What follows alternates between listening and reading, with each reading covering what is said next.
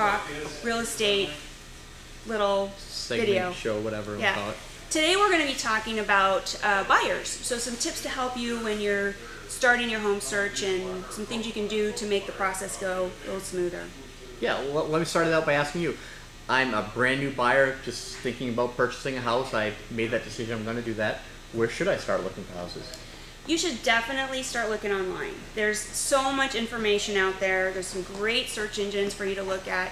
You really can choose. You can go to the big portals like Realtor.com or Zillow, or there's a lot of real estate agents that have a search engine right on their website. As real estate agents, we like to say, first thing you need to do is find a buyer's agent. Well, that's not always realistic. When you're first looking for a house, you're not thinking usually who's going to represent me in this sort of deal. I just want to get a general understanding, I think, of where I want to live, what prices those houses may be. Well, I think the next thing you do is you need to find somebody who's going to represent you in a transaction. This is a legal transaction, a legal contract. You wouldn't go into a court case where you were the defendant and use the prosecutor as your attorney to represent you. You want your own representation. Exactly. And I think that a lot of people really don't understand all that goes into a real estate transaction, and they may have somebody, a family member or their neighbor who has a real estate license, and that's great. You might want to talk to them, but you should probably talk to some people as well who have a lot more experience, who are more active in the business, because they may have more to offer for you. Well, I agree that a full-time agent, of course I'm a little biased on that, but they're going to bring more to the table than somebody who does it every now and then. But even having your neighbor, your friend represent you, I think is better than having the listing agent. I think the next thing you would have to do probably right after that is get qualified with a lender. Definitely. I mean, you may have a budget in mind, but the reality is until you go talk to a lender and get pre-qualified, you're not going to be able to put an offer in.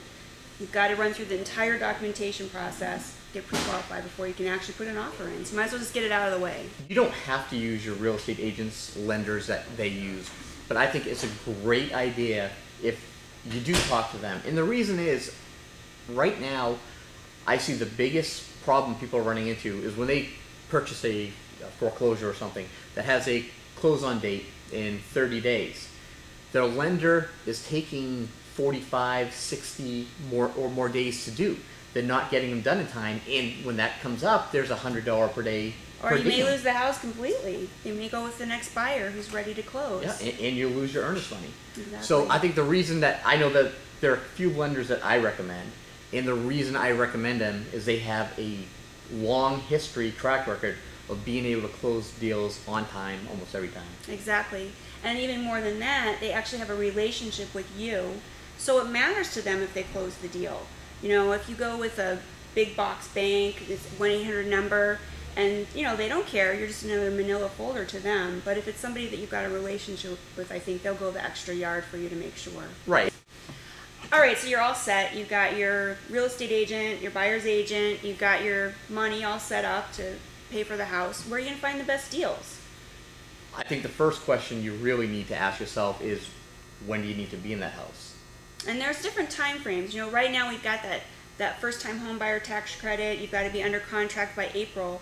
So if if that's your time frame, that's not a whole lot of time to get under contract. You have to be in contract by April, but you also have to close by June 1st. Exactly. So if your time frame, I think, I tell my buyers I'm working with, if you have to be in something in the next 4 months, take short sales off the list. You really can't predict how long they're going to take, no matter what anybody tells you. It depends on so many factors that you have no control over, that if it's critical that you close by a certain time, they're not the way to go.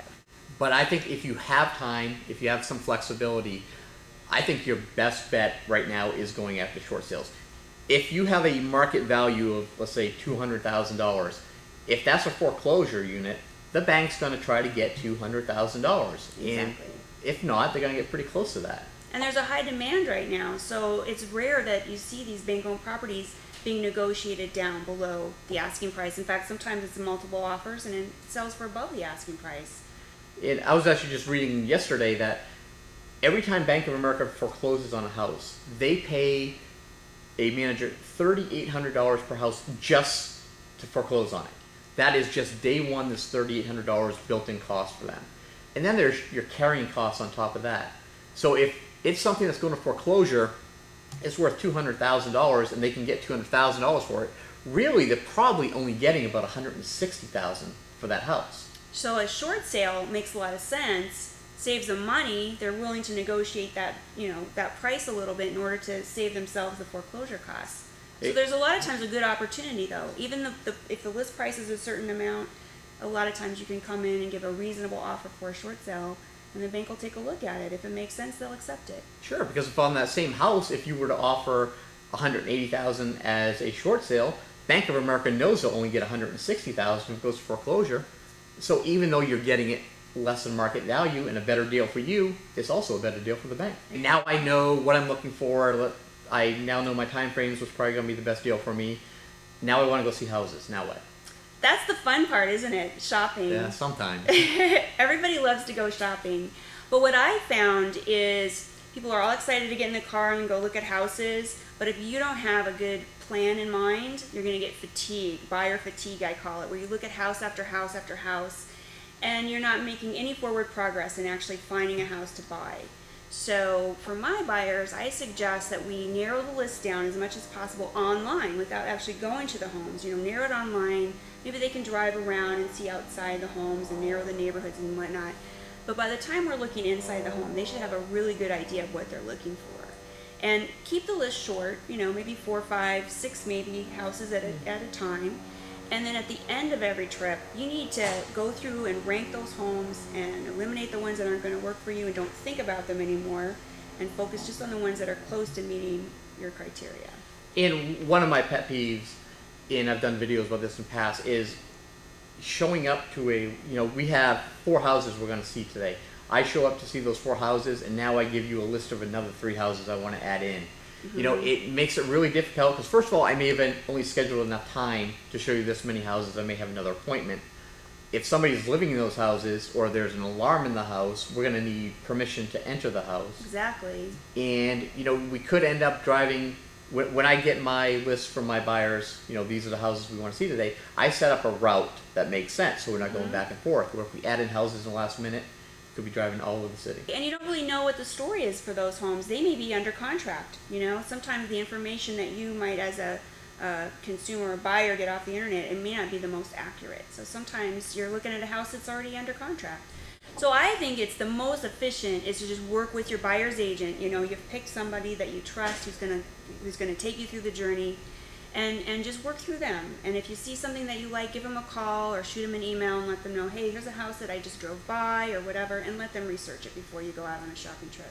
If you do have any other questions about working with a buyer's agent, purchasing a house, you can email either one of us. And if you have any other topics that you'd like us to discuss, we'd love to hear your thoughts. Yeah, you can check either of our websites for our email addresses, and we'd love to hear from you. So shoot us an email. Thanks a lot.